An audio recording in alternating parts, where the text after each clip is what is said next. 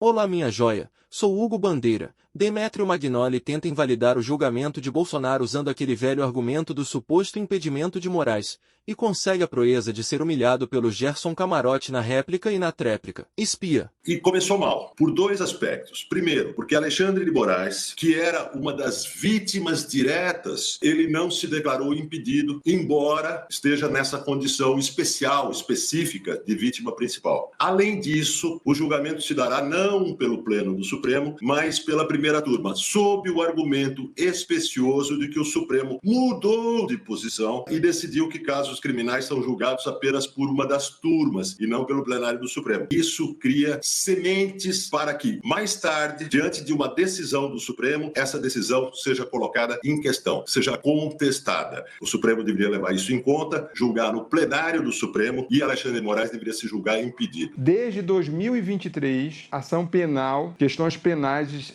são tratadas diretamente na primeira turma. Aí você vai e muda agora para o ex-presidente Jair Bolsonaro, e isso sim seria criar um casuísmo. E isso sim seria criar uma exceção. Se você tem hoje já mais de 150 julgamentos acontecidos já do 8 de janeiro, aí você vai mudar agora e vai excepcionalizar porque é o ex-presidente Jair Bolsonaro. Outra questão, o ministro colocado, que é o relator, o ministro Alexandre de Moraes, primeiro, Demétrio fala da questão da tentativa de homicídio. Não há denúncia sobre tentativa de homicídio. Não é isso que está se colocando, é tentativa de golpe de Estado. E aí vem uma outra questão.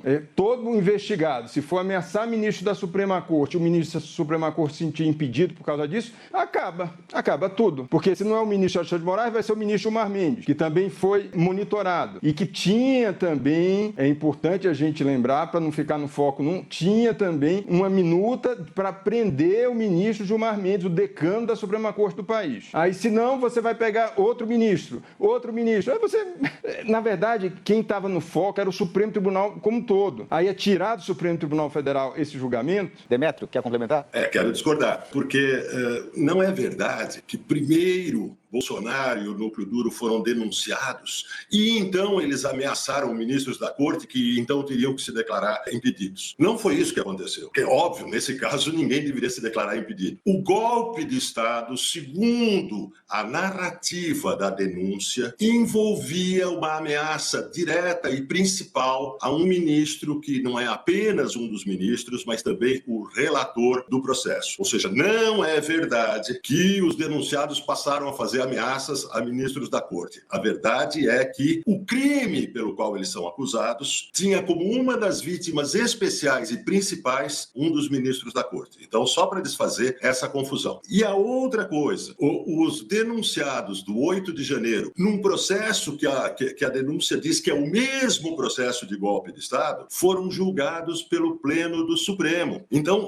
no fundo, se trata da mesma questão sendo julgada, primeiro pelo Pleno do Supremo e depois, casualmente, apenas pela primeira turma, sendo que os peõezinhos são julgados pelo Pleno e os cabeças são julgados pela primeira turma. Isso em nome de um detalhe legal, que é a decisão de 2023, bem recente, de mudança de competência de julgamento de casos criminais. Tudo isso lança sombra sobre um processo que não poderia ter sombra, porque o Brasil precisa de uma decisão indiscutível sobre o golpe de Estado. Bom, nesse caso aqui, então, tivemos comentário, reação, réplica e agora tréplica do Camarote. Não, eu não vou usar esse termo que o Demétrio colocou, mas foram julgados alguns no plenário e já desde dezembro de 2023, para a gente falar, mais de 150 foram julgados pela primeira turma. A outra questão importante, o ministro Alexandre de Moraes, ele foi enfrentado e ameaçado publicamente de não cumprimento de decisões quando ele era presidente do Tribunal Superior Eleitoral em 7 de setembro de 2021. Ali começa uma campanha para intimidação de um ministro que era presidente do Tribunal Superior Eleitoral. E isso continua durante todo o ano de 2022. Ou seja,